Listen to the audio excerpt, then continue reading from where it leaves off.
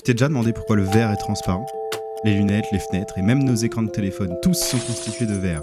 Mais alors pourquoi on y voit à travers et ce n'est pas le cas avec d'autres matériaux comme le bois ou le métal par exemple? Depuis les découvertes d'Einstein, on sait que l'on peut voir la lumière comme composée de petites particules qu'on appelle des photons.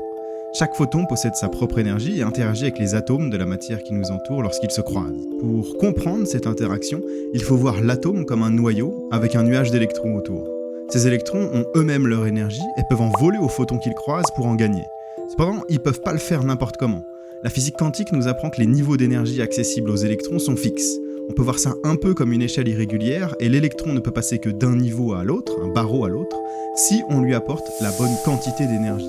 Maintenant qu'on a compris ça, lorsqu'un photon entre en collision avec un atome, il peut soit se faire absorber par un électron pour augmenter son niveau d'énergie, auquel cas le photon disparaît, c'est par exemple ce qui se passe dans les matières opaques comme le métal ou le bois, soit le photon n'a pas l'énergie suffisante pour activer les électrons du matériau et il peut alors traverser librement. C'est ce qui se produit pour le verre. En fait, ce ne sont que les photons visibles par notre œil qui sont libres de passer, mais ceux avec des énergies plus grandes ou plus faibles, comme les UV ou les infrarouges par exemple, eux, ne traversent pas. C'est pour ça qu'il est plus difficile de bronzer à travers une vitre.